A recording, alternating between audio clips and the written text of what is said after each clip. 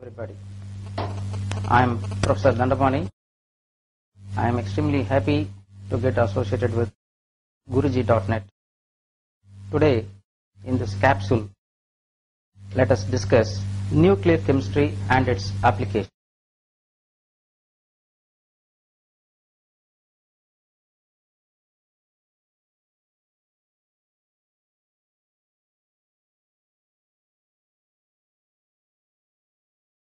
You know, we get power for our domestic purposes from various sources of energy. The conventional energy sources are coal, petroleum, hydroelectric, etc. Still, these energies are not sufficient. The sources are limited and they are fast depleting. Therefore, we have to find some newer energies, and nuclear energy is one such kind of energy. Several countries have taken big steps in developing new types of energy installations. So in this connection, I will tell you one thing. France, you know, it's a small country. Its size is just like our Tamil Nadu state. They have about 200 nuclear power stations, whereas in Tamil Nadu we have only one. So that is the kind of affairs going on. So therefore, why we should opt for nuclear energy? So nuclear energy, because of its unique feature, that is a high degree of concentration.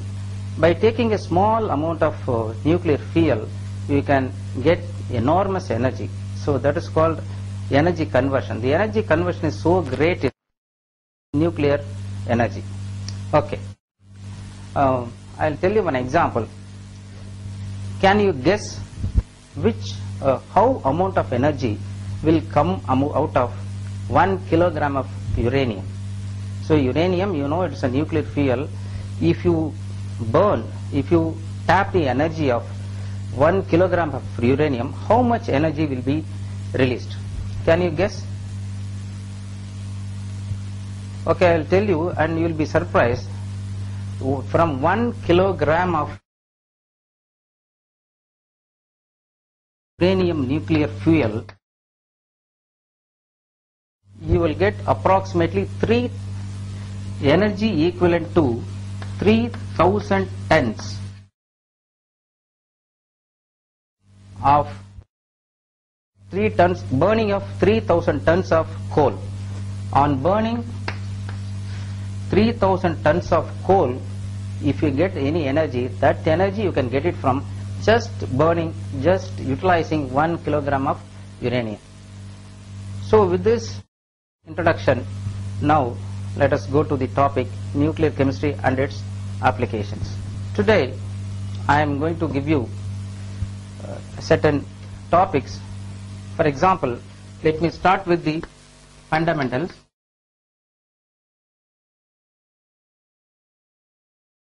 In which I will be talking about, this is an introductory part, I will be talking about radioactivity,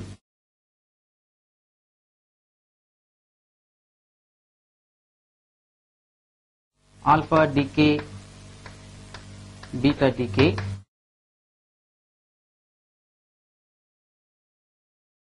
nuclear reactions versus chemical reactions,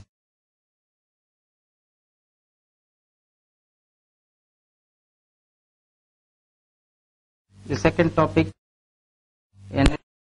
nuclear reactions,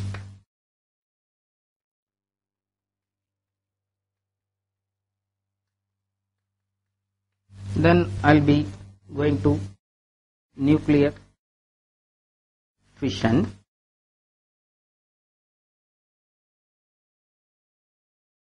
light water nuclear reactor,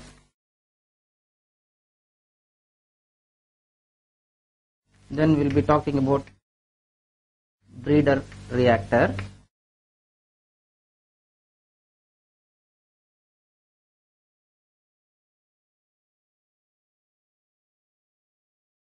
Then we will be discussing nuclear fusion, and finally we are going to compare nuclear fission and nuclear fusion.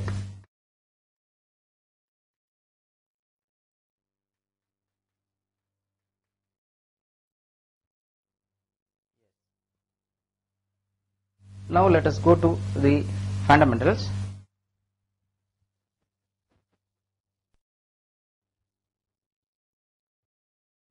Radioactivity.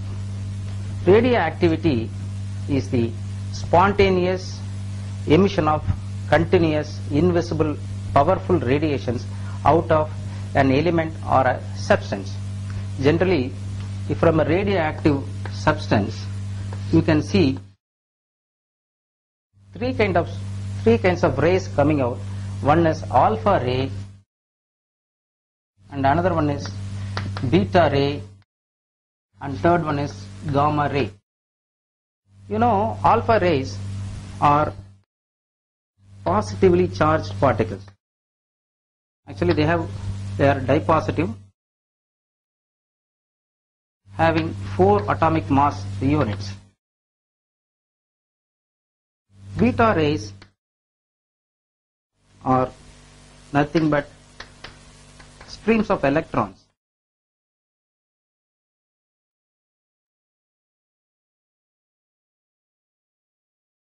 Gamma rays are energy radiations.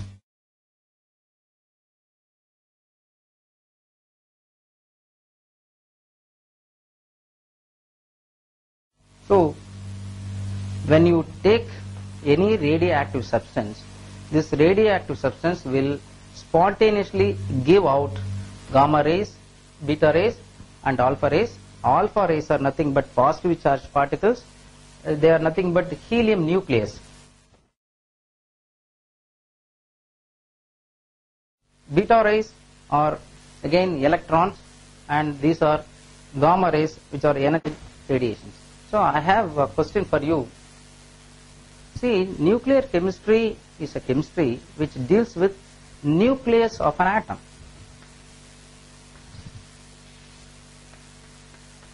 Any nucleus of an atom will have neutrons and protons only. In simpler terms, you will be having only neutrons and protons. Electrons will always go around the nucleus. When I say beta rays are coming out of nucleus, I believe it is difficult to believe. It is absolutely no possibility that electrons can reside inside the nucleus. Still, beta rays are coming out of the nucleus, which are almost electrons. How to explain this? I will explain to this question at the end of my lecture.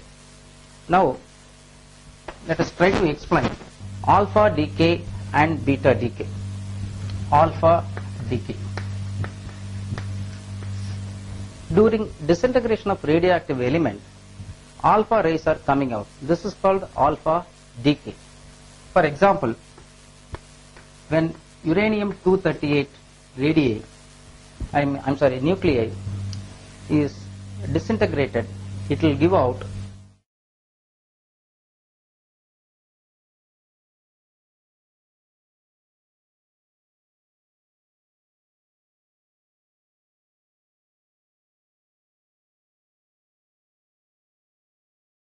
alpha particle. Therefore, this is called alpha decay. Let me repeat once again. In alpha decay, an alpha particle will be coming out of a nucleus. So this is called alpha decay. In the case of beta decay,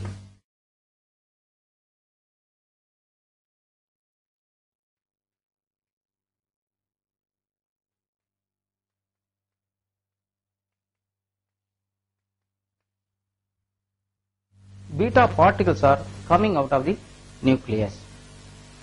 So the important point to be remembered in any radioactive process is radioactive substances can emanate alpha rays, beta rays and gamma rays. In the case of alpha decay, you will be getting a new element with two atomic numbers less. In the case of beta decay, the atomic number of the daughter element will be 1 more than the parent element. Now let us go to a comparison of nuclear reactions and chemical reactions.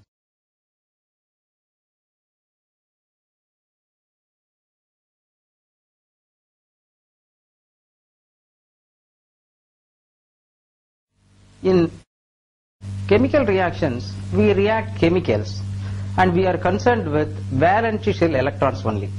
It is the interest of the chemists, whereas nuclear chemists deal with nucleus. In the case of nuclear reactions, there will be no change in the valence shell electrons, but there will be change in the nucleus. So the particles present inside the nucleus will get varied.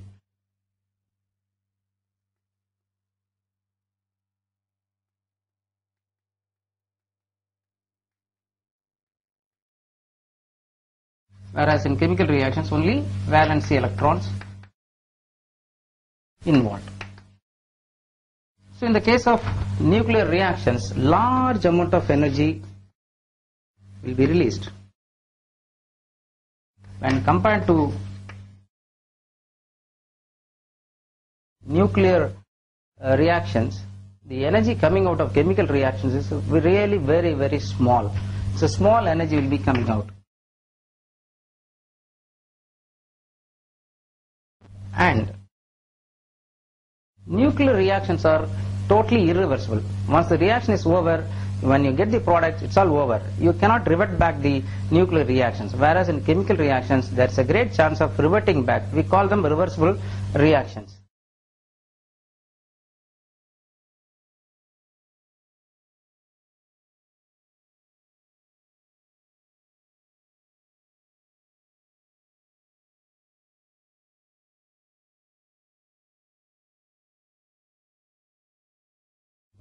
And nuclear reactions are not at all affected by temperature and pressure, whereas these are very well affected, very much affected by temperature and pressure.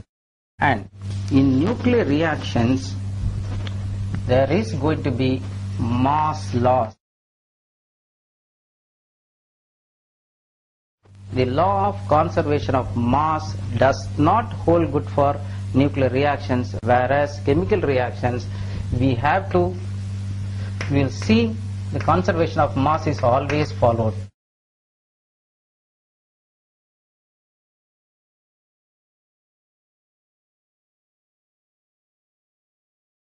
This is the central crux of any nuclear reaction. In nuclear reactions, we can expect loss of a small amount of mass. This small amount of mass can be converted into energy.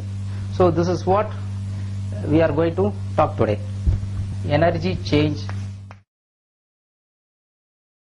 in nuclear reactions.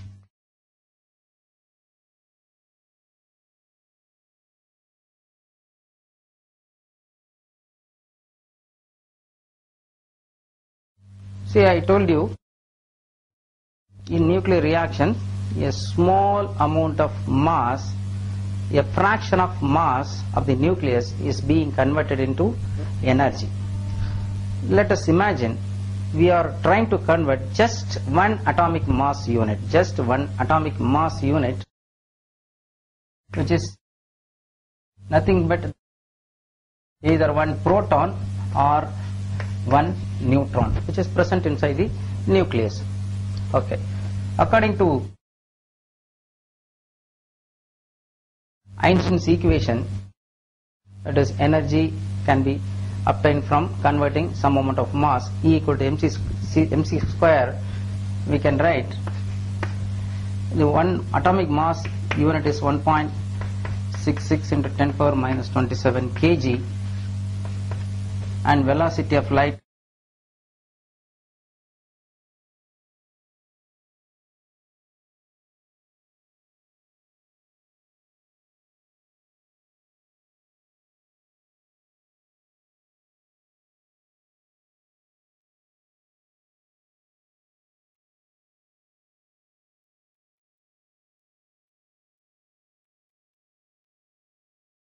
This joules can be converted into electron volts.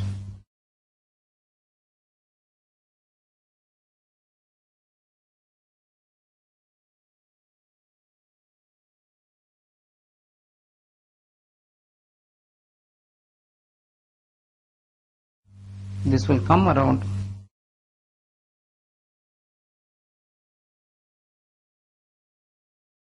936 into 10 power 6 electron volts. So this is the amount of energy coming out of converting just a mass of a neutron into energy, 930 million electron volts. We will now discuss about nuclear fission.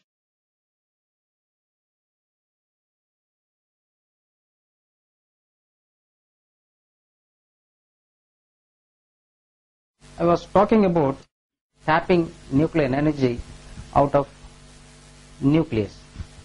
So this can be effected by following two procedures, normally two techniques we call it.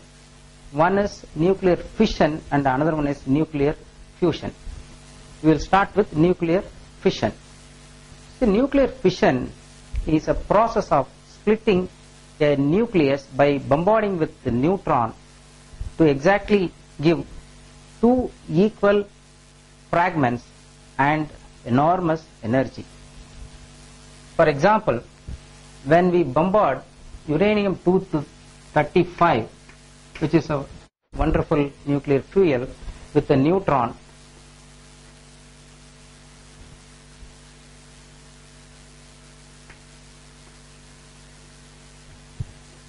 this may get split into two fragments, normally barium and krypton. So when this neutron bombards U-235, in the first step a compound nucleus is formed,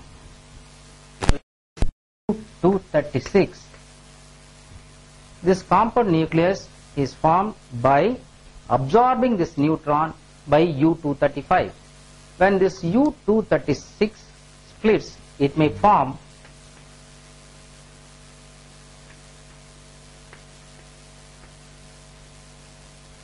barium krypton,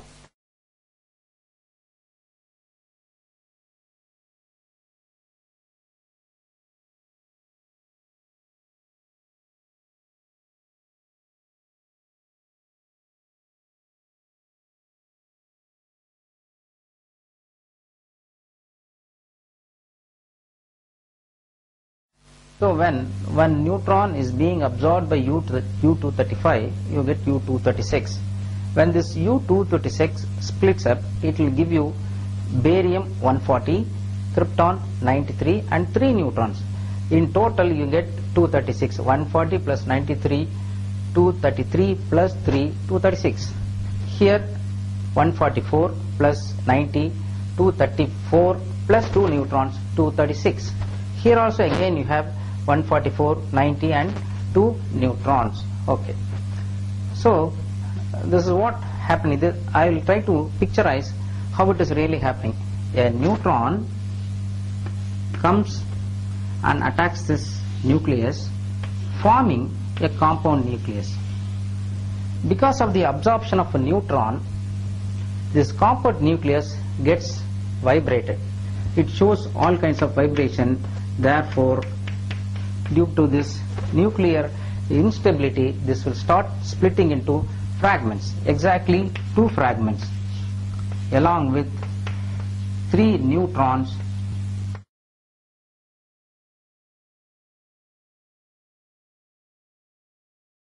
and enormous energy.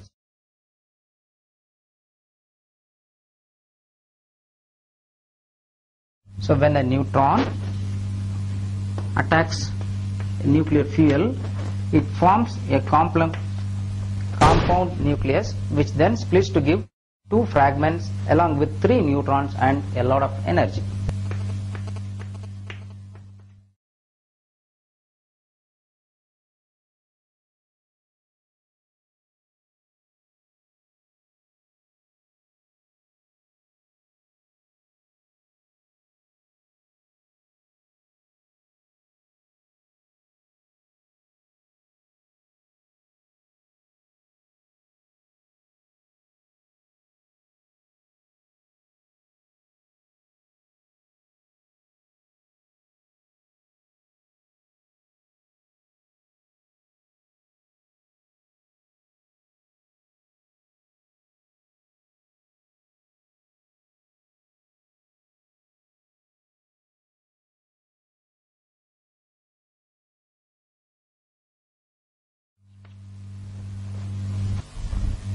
let us calculate the amount of energy released in a nuclear fission reaction. Consider the splitting up of U-235 with a neutron to give two fragments, barium 140 and krypton 93, along with 3 neutrons. See, as I told you, in nuclear reactions only the small mass loss is converted into energy. Now let us try to calculate what is the mass difference between the left hand side, namely the reactants, and the right hand side, the products. Okay, in the left hand side we have U-235 and 1 neutron. For U-235 the atomic mass units are 235.118650. For a neutron, of course, it is 1008665. Totally it is 236.127315. On the right hand side you have barium 140, krypton 93 and 3 neutrons. When you add all these, you will get 235.913815 AMU. So the difference between these two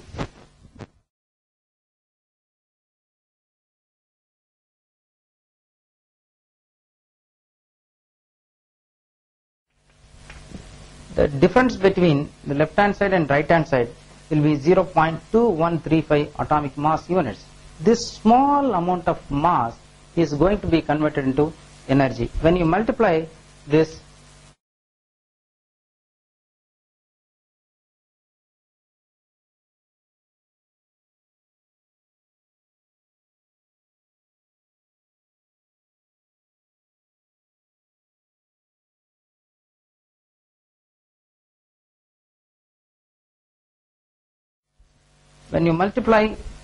small mass 0.2135 into by 930 million electron volts, you may get 198 million electron volt of energy.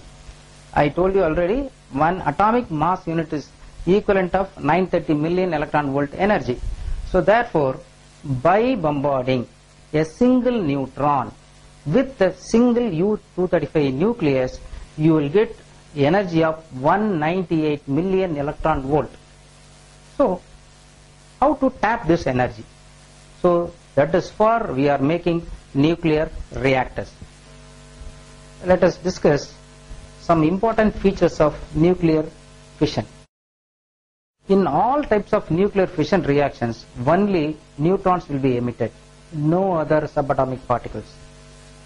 And number 2, all the byproducts, all the products of nuclear fission reactions are radioactive in nature.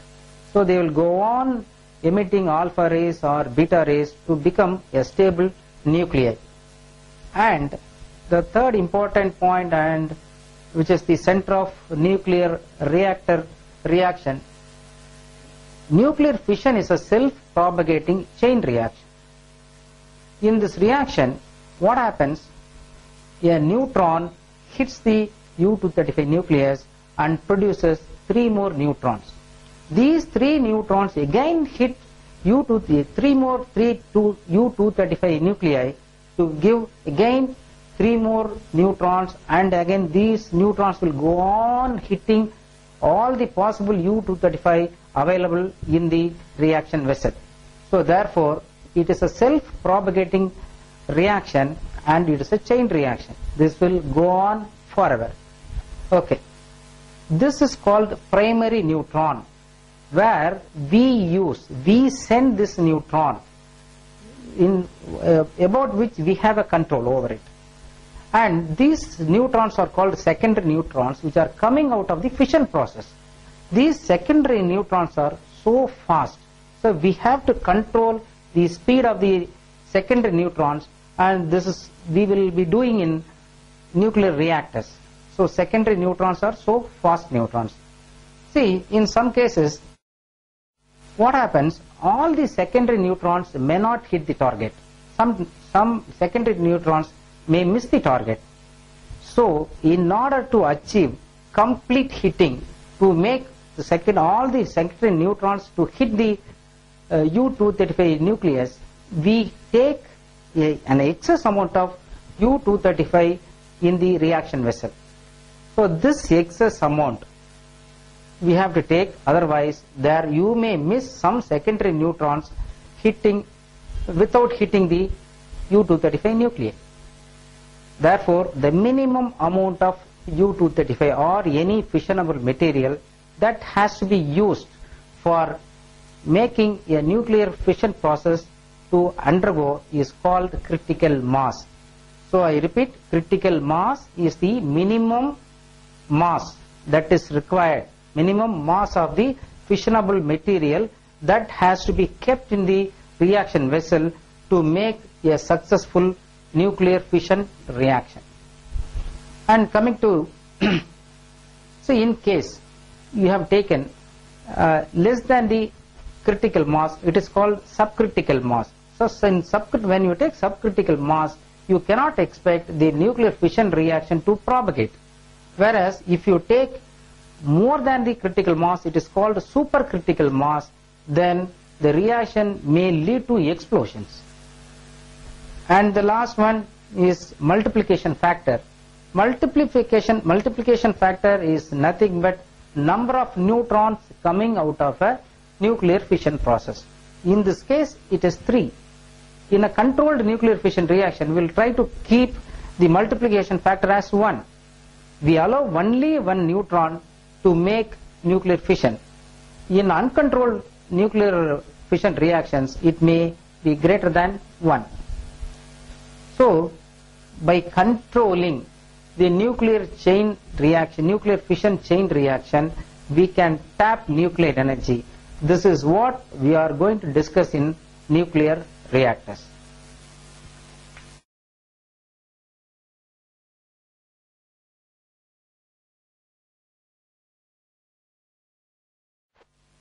A nuclear reactor is a pile or a device in which nuclear fission reaction is carried out under safety conditions, where we tap out lot of heat energy, and we use this heat energy for purposeful constructive purposes.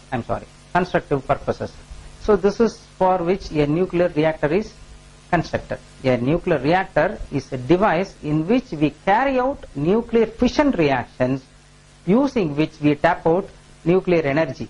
That's all. Okay, now let us go to the setup of a nuclear reactor. Okay, let us discuss the setup of a nuclear reactor.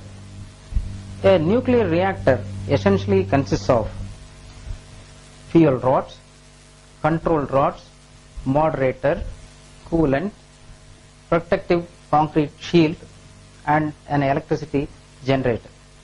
So this is the diagram of a block diagram of a nuclear reactor. Here you can see this is the concrete shield. Here you have the nuclear fission reaction setup. These 3, and of course you will be having more. In this diagram I have given only 3. These are fuel rods, and these 4 are called control rods, and this is the pump which pumps the coolant inside the nuclear reactor. So the heat generator out of the nuclear reaction will come out, and it will heat up this water present here. This is called the heat exchanger, which will absorb all the heat and convert the water present here into steam. The steam will be sent to turbine. Okay, I will try to explain one by one. Fuel rods. Generally, U-235 is the nuclear fuel used in nuclear reactors. U-235, normally natural uranium has a very small amount of U-235. Therefore, we have to enrich this U-235 in any uranium fuel. Generally, we use U-3O8 as the uranium fuel. After enriching, you can use them in fuel rods. And coming to the control rods. So what is the purpose of using control rods? Actually, in a nuclear reaction, as I told you already, it is a chain reaction. So nuclear fission reaction is a chain reaction. When you split a single nucleus of U-235, you will get 3 neutrons. these 3 neutrons, if you don't control, all these 3 neutrons will again hit 3 more U-235 and again split them into 2 fragments, and these 3 will further produce, as I told you already, again neutrons. These neutrons will go on hitting U-235 continuously and you will get explosions. We don't want explosions in nuclear reactors. We want to control them. So to control this nuclear neutrons, we are using control rods. These control rods are cadmium or boron. So you have an arrangement such that you can raise and you can lower the control rods so that you can absorb the excess neutrons produced in a single nuclear fission reactor. So I remember a story I'll tell you about a fellow who is praying God for getting some promises. So on hearing this fellow's continuous prayer, God appeared once and God asked this fellow, "Gentleman, what do you want?" "So I am ready to give you." This fellow said, "Oh God, I want only 3 promises. I request, number 1, I want a big house. Number 2, I want a very, very big car. And number 3, whenever I want, you should come and give me 3 promises." This is the simple story which is going to explain how we really control this nuclear reaction, nuclear fission reaction inside a nuclear reactor. See, out of the 3 neutrons, we are going to allow only 1 neutron to continue nuclear fission. We are going to absorb 2 other neutrons. When I say absorb, we are not going to use it for a nuclear fission purpose. So only 1 neutron will be reused again and again for hitting. Just requesting the God to come back. We will be getting, of course, 3 neutrons every time. We will try to absorb the other 2 neutrons. We will allow only 1 neutron to undergo fission reaction. Okay? Right. So this is about the function of control rods. Then we have moderators inside the nuclear reactors. Moderator, nuclear fission reactions can be carried out only by slow neutrons.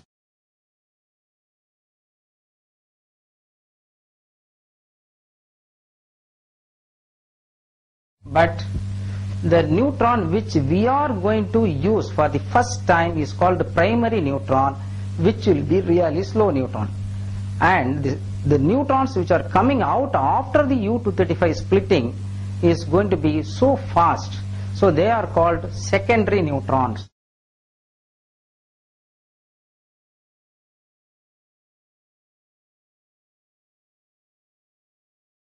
The secondary neutrons will have a speed of 13,200 kilometers per second, whereas the slow neutrons are just have speed of 22,000 meters per second. So we have to reduce the speed of the secondary neutrons, for which we use moderators. Generally, graphite or heavy water are used as moderators in nuclear reactors. When you use, so heavy water, for a liter of heavy water, you have to pay about 5,000 rupees. But in case you replace heavy water with ordinary water, then that reactor is known as light water nuclear reactor.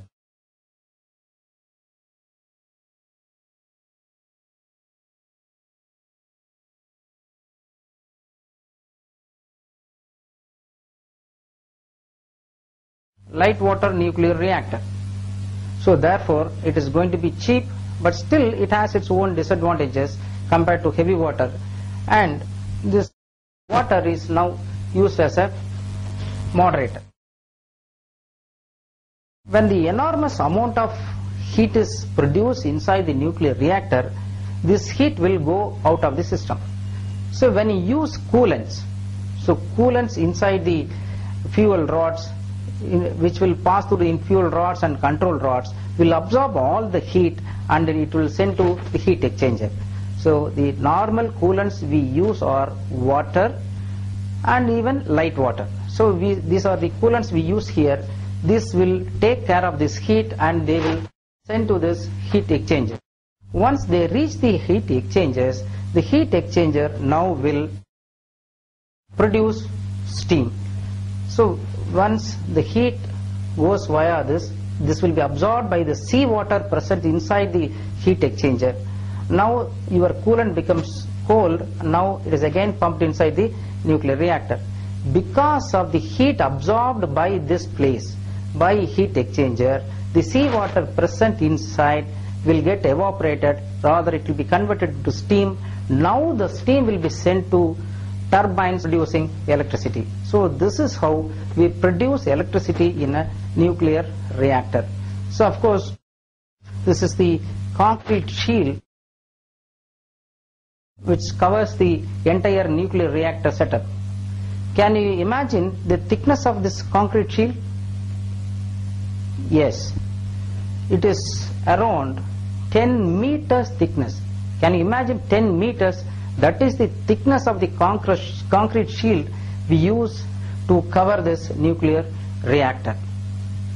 So this is all about nuclear reactors. So as I told you, any nuclear reactor essentially consists of fuel rods, control rods, moderators, coolants, heat exchangers, and of course this protective concrete shield.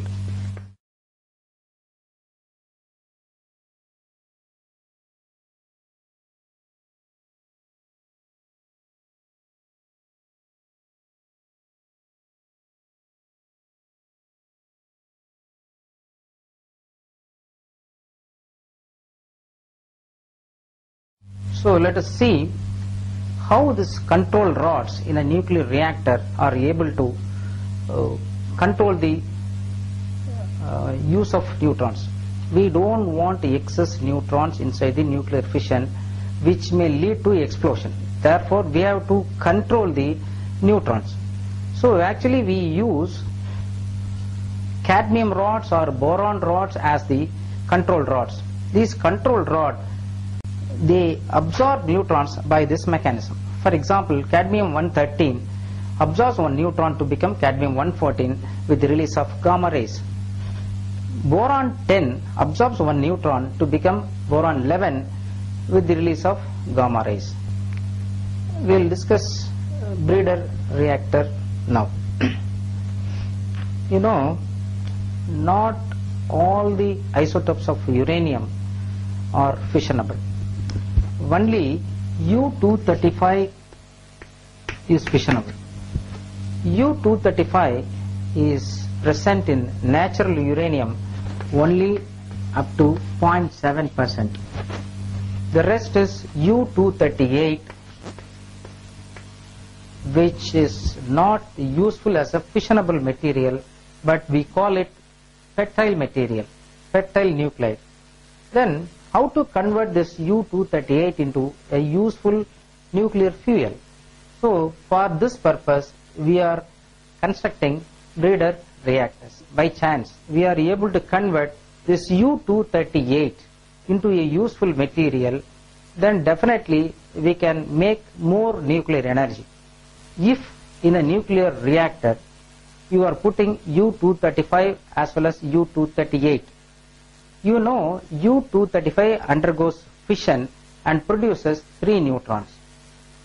You utilize only 1 neutron for the fission process and use the other 2 neutrons for converting U-238 into a useful material. When this is done in a nuclear reactor, then you have supposed to have constructed a breeder reactor.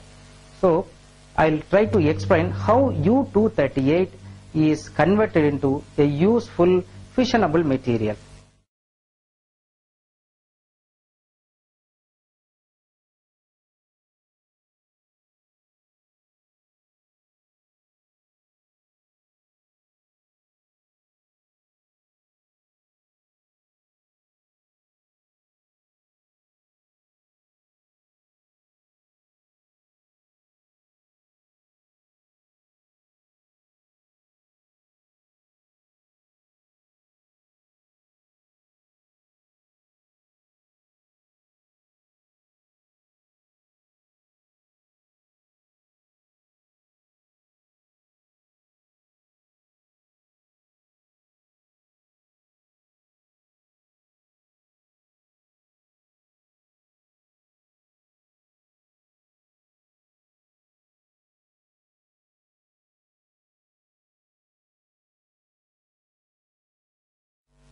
when you are able to make one neutron bombarding this U-238, which is present in large amount in natural uranium, then this will be converted into uranium-239, and which on further decays, so beta decay, it will give you neptunium-239, which is again unstable. It will try to give you plutonium-239-94. This is a fissionable material. So you can make this plutonium-239 to undergo nuclear fission. So this is what happening in a breeder reactor. In breeder reactor, we have both U-235, a small amount, and a big amount of U-238. The neutrons coming out of U-35 fission are now able to hit this U-238 to produce plutonium-239. This plutonium-239 is now undergoes fission to give energy. I can give you the mechanism by which plutonium-239 split into fissionable products.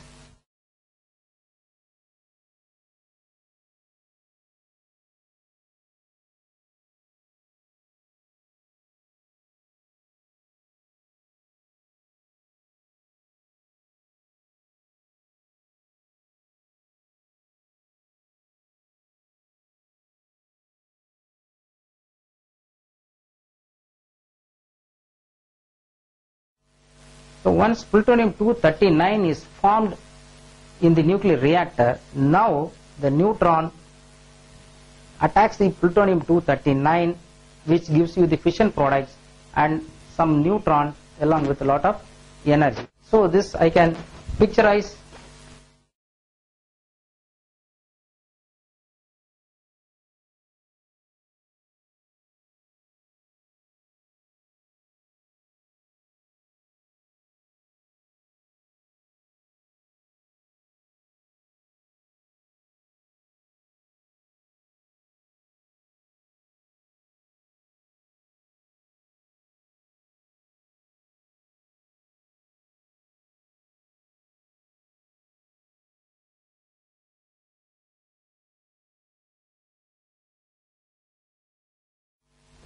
So out of the three neutrons from the U-235 fission, we allow one neutron to undergo nuclear fission in the normal route U-235.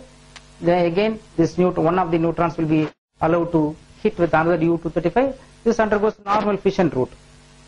Whereas the other two neutrons are made to hit U-238 to produce the fissionable material plutonium-239. So this is how in a breeder reactor we are getting plutonium-239. Why do we really call this a breeder reactor? What is the reason behind it? Okay, actually by using only one U-235, we are able to make two plutonium-239. By utilizing only one fissionable isotope, we are able to create two more plutonium-239 fissionable isotopes. So here really we are breeding the fissionable materials. Therefore this is called breeder reactor. In breeder reactor, the number of isotopes consumed is 1, and you are getting 2 more new fissionable isotopes. That is why it is called breeder reactor. We will discuss another technique by which nuclear energy can be tapped. This is called nuclear fusion. It is opposite to that of nuclear fission. In nuclear fission, we have split up a nucleus, whereas in nuclear fusion, we are going to fuse smaller nuclei into a bigger nuclei with, of course, release of energy. In this case also, there is going to be a decrease in mass. So this decrease in mass is now converted into energy. So for example, so these are some of the reactions expected to take place in sun. You know, sun is a very hot body where these reactions are taking place. This is called deuteron. One deuteron combines with another deuteron, fuses with another deuteron to form helium nucleus. And this is one deuteron combines with one tritium to form helium nucleus along with a neutron. And in the third way, 4 protons, they are fusing to form a helium nucleus with the release of a positron. You know, positron is a positively charged electron. So electrons are negatively charged, then positrons are positively charged. So because of this reaction, so again, as we talked earlier, by subtracting left hand side mass with the right hand side mass, there is going to be less mass from on the right hand side. There is going to be a mass decrease. This mass decrease in AME is given here. In the first reaction it is 0.02x, in the second reaction it is 0.019, in the third reaction it is 0.029. So by converting this AMUs into energies, we can see 23 into 10 power 8 kilojoules per mole can be released in the first reaction, 17.2 into 10 power 8 in the second reaction, and the last reaction 26 into 10 power 8 kilojoules per mole can be obtained. Okay. Since we are uniting smaller nuclei, there is going to be greater force of repulsion. How to overcome these repulsions? So these repulsions can be overcome only by keeping the temperature as great as than 10 power 6 Kelvin. You have to reach at least 10 power 6 Kelvin temperature such that you can carry out nuclear fusion reactions. So nuclear fusion reactions are used in hydrogen bombs, whereas nuclear fission reactions are used in atomic bombs. These are the two types of bombs we use for destructive purposes. Now, let us try to compare nuclear fission process with the nuclear fusion process. As I told you, nuclear fission is splitting up of a bigger nucleus into smaller fragments, whereas nuclear fusion is a process in which smaller nuclei are joined to form a bigger nucleus.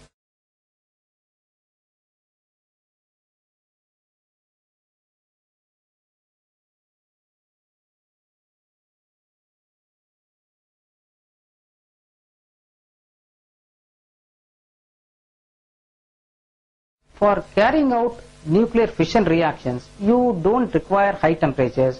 For carrying out nuclear fusion reactions, you have to necessarily have very high temperatures, 10 power.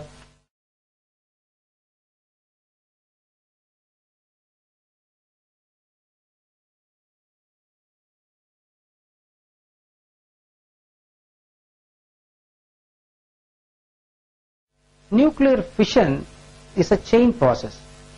You know, once neutrons are coming out of the nuclear fission, they can propagate. It's a self-propagating process, whereas nuclear fission is not a chain process.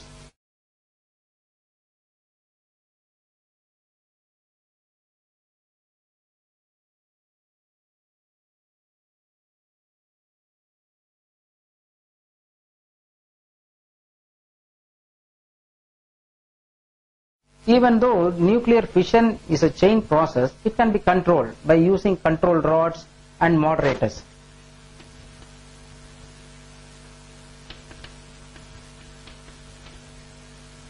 Unfortunately, nuclear fusion reactions are not at all controlled.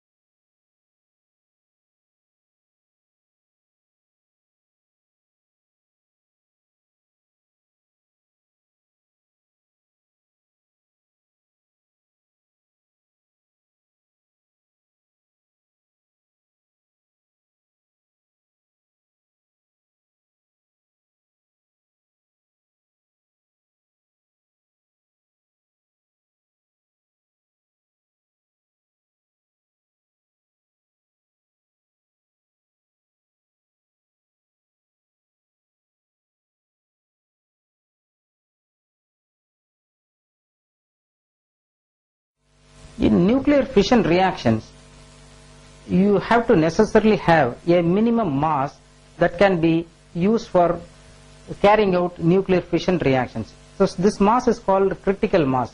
Once you go beyond the critical mass, explosions will take place. When you are exactly utilizing critical mass, you can control the nuclear fission reaction. And if you go down, if you take less than the critical mass, then chain reaction cannot happen. But this condition is not there in nuclear fusion reactions. And in any nuclear fission reactions, the products, or we call it nuclear waste, we will be having radioactive products. So these radioactive products will further undergo decays to produce stable nuclei. So therefore, in nuclear fission process, we get radioactive products, whereas nuclear fusion process is relatively a clean process, because the products are not at all radioactive. Then coming to the energy point, in nuclear fission reactions you can get enormous energy, still it is low compared to nuclear fusion.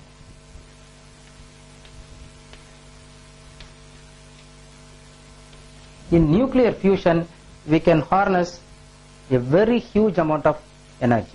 So with this, I believe I have completed nuclear chemistry and its applications.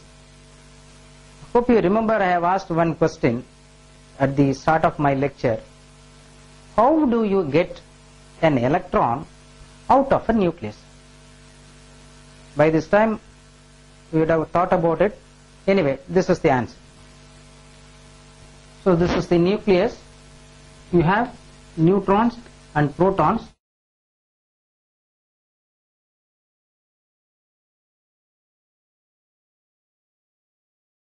During beta decay, I said an electron is coming out.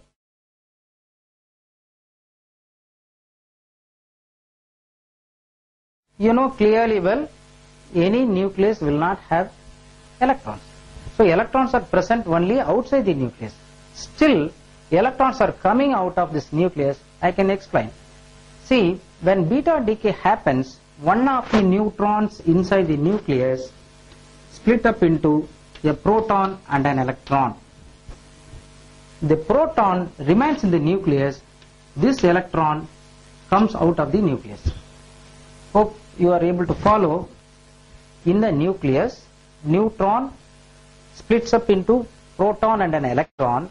The proton remains inside the nucleus, increasing the mass number, rather increasing the atomic number, keeping the mass number same. Because we have lost one neutron, we have increased one proton. But the electron produced during the splitting come out as beta ray. So this is how a beta ray, rather electron, coming out of the nucleus. Thank you all.